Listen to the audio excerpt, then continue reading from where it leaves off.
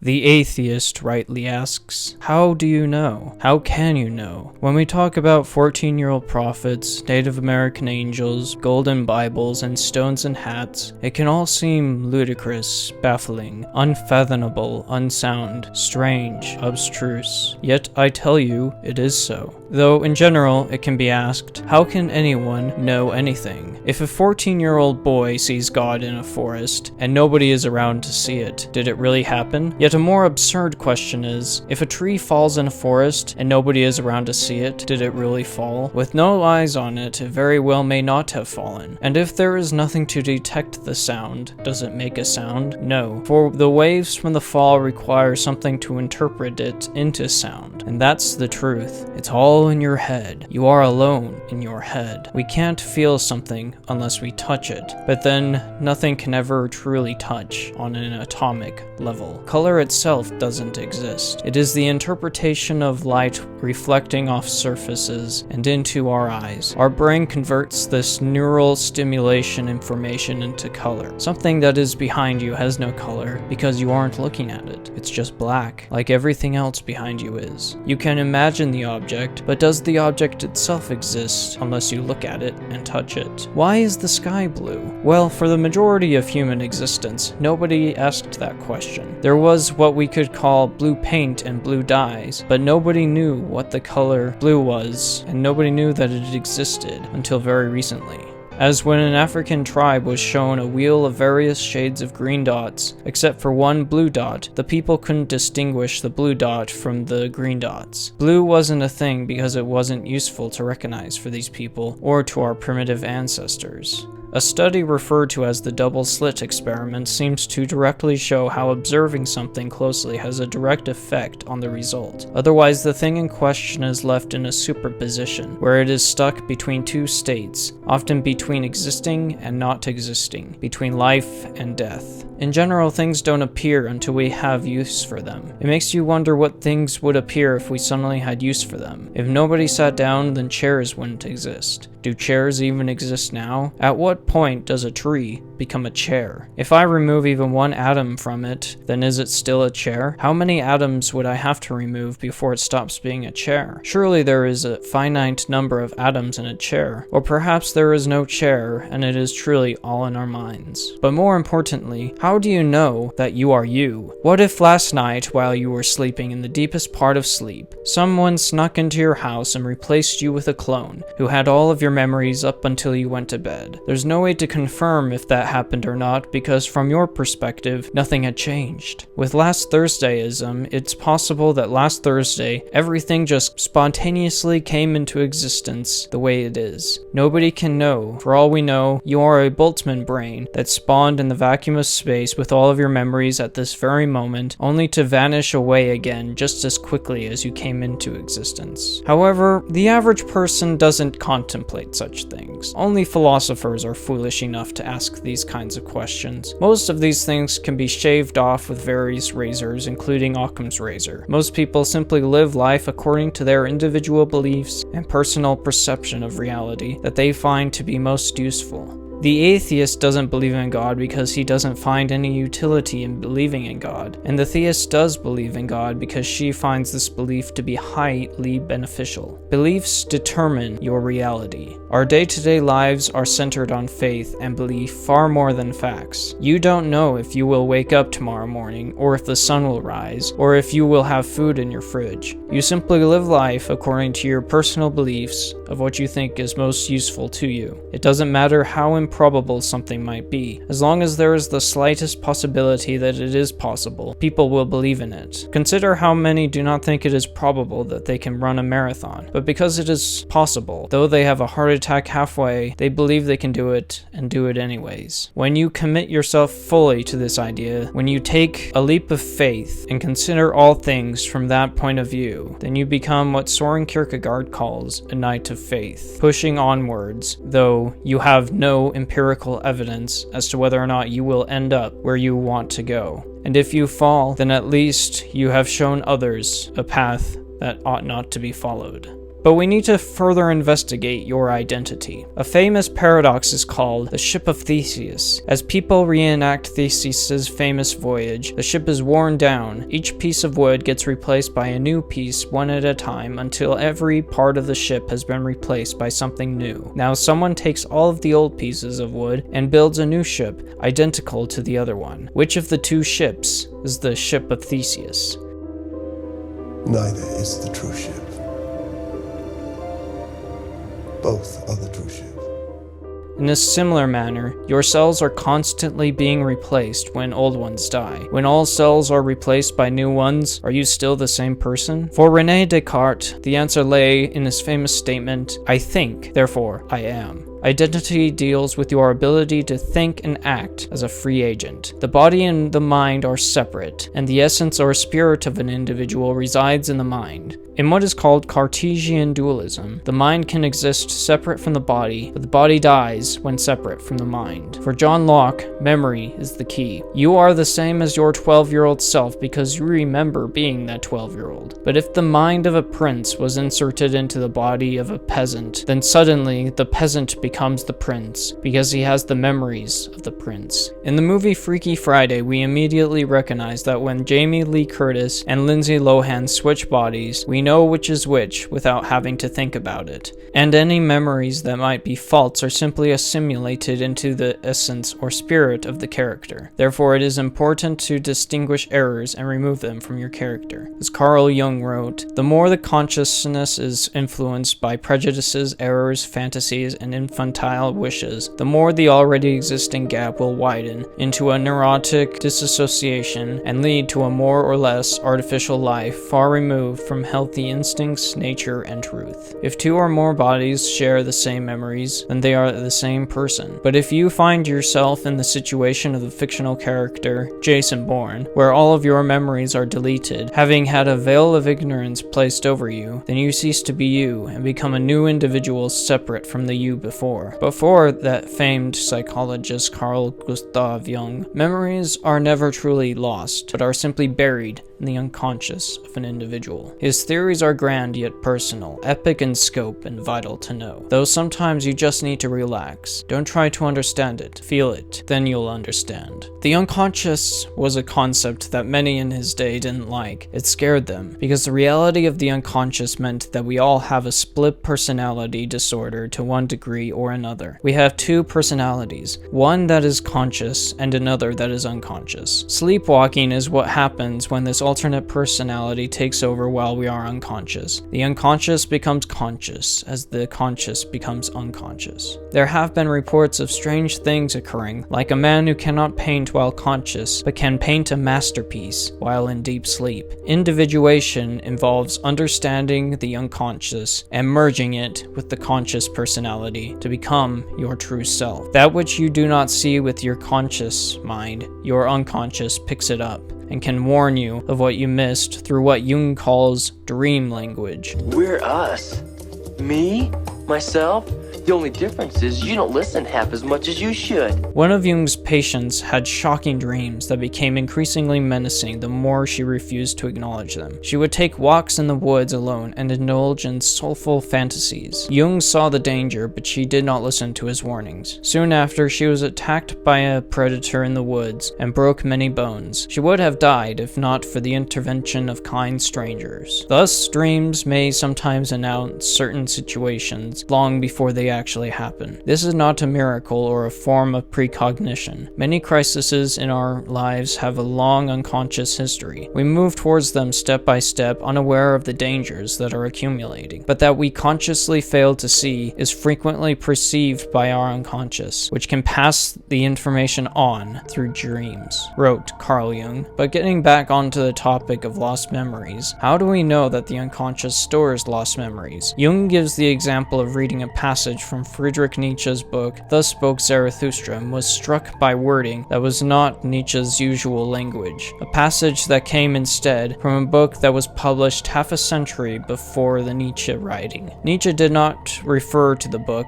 that the passage came from. It seemed inconceivable that he purposely plagiarized the material. Jung wrote to his sister, who confirmed that the book he quoted was one he and his sister read when he was just 11, and many musicians are rightfully concerned that when they compose something great, they may have inadvertently stolen a melody from a song that they heard once. And Helen Keller once produced a story called The Frost King and was accused of plagiarizing an older tale. In most of these instances, people were not consciously aware that they purposely plagiarized passages, stories, or melodies, so Jung concludes that it was unconscious plagiarism. There are many symbols, however, among them the most important, that are not individual, but collective in their nature and origin. However, there is a sphere that also goes beyond the unconscious to a more universal level, what Jung calls the collective unconscious. This level is about symbols that are shared among cultures, nations, the world itself, and possibly the whole universe. These universal symbols are shared among so many cultures, despite having no possible connection to each other. Jung called archetypes, such as the hero, the trickster, the shadow, and the Great Mother. Joseph Campbell later incorporated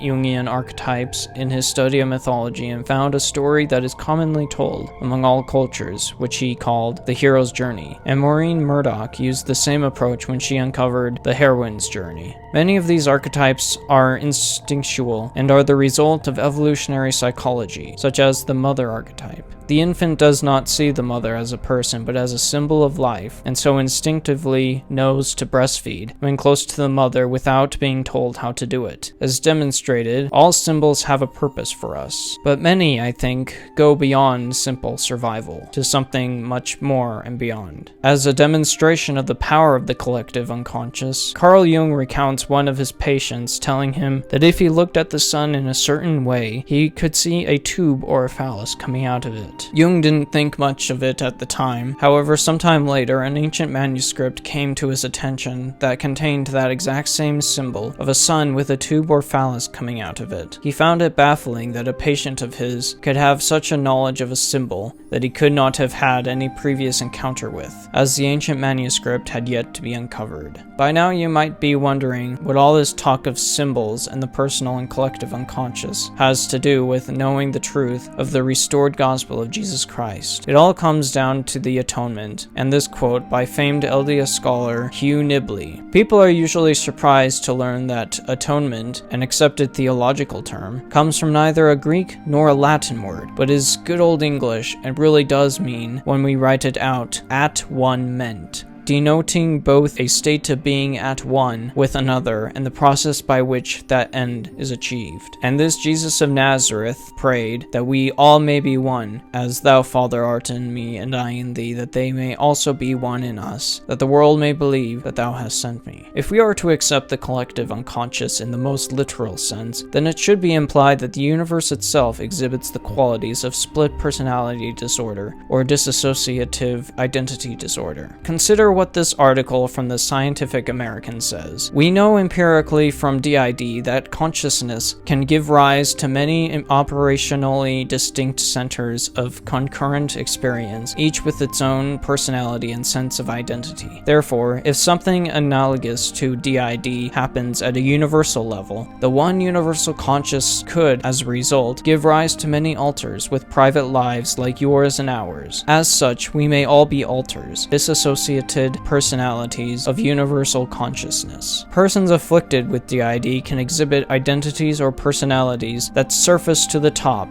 to take over the main personality. One woman was reported to have upwards of 2,500 identities. The most common factor with dissociated identity disorder is extreme trauma in childhood, when the brain is still early in its development, when the person is still forming his or her identity. Identities called alters will surface to take the place of the main personality, to protect it from harm or abuse. In my study of the disorder, I find it interesting that the alters are not fully formed individuals, unlike the original host of the body. Unlike the main personality, these These alter personalities often take up stereotypes and so remain stagnant, such as a 4-year-old personality remaining 4 mentally. Another curious thing occurs, which some claim to be in their superpower. One alter may be blind, another may have diabetes, yet one remains perfectly healthy and removed from such conditions, almost to suggest that beliefs truly do shape character, and you can have mind over matter. We are what we believe we are.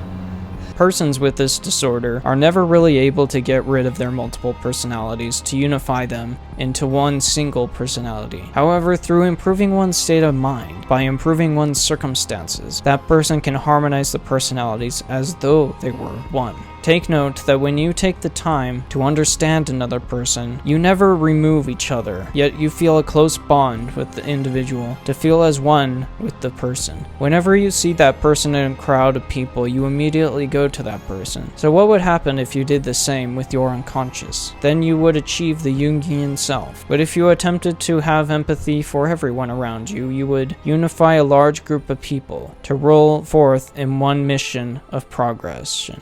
You would achieve a self greater than the Jungian self by integrating the personal consciousness with the collective unconsciousness. But this ultimate self, the universal self, involves diving into the collective unconscious and integrating it with your consciousness. It requires opening yourself up to ideas that may seem to contradict your own. You begin to recognize the promise made in Malachi 4:6 and see your heart turn to your fathers and your children. True universal empathy, however, has a price of blood. Jesus did everything he could to unify the whole of the human race by his hand, by forcing himself to integrate everyone into himself. Such a progress required the ultimate of empathy, so much that the scriptures say he felt everything that we ever felt, every pain and every hardship, and everything below. His deep desire to understand us forced great pressure on his body, and he bled from every pore, even that we could be integrated into the collective unconscious. He went to the lowest person, even to rise to the highest, from the most sinful to the most righteous, from the most tormented to the most peaceful, from the most ancient to the last. He became Alpha and Omega, the beginning and the end, by encompassing all in his loving embrace. This collective unconsciousness, this collective knowledge, resurfaced in a vision shown to many around the year 1820, but only one individual saw it in its most literal and tangible form. This individual was 14-year-old Joseph Smith, who saw God in all his glory and power.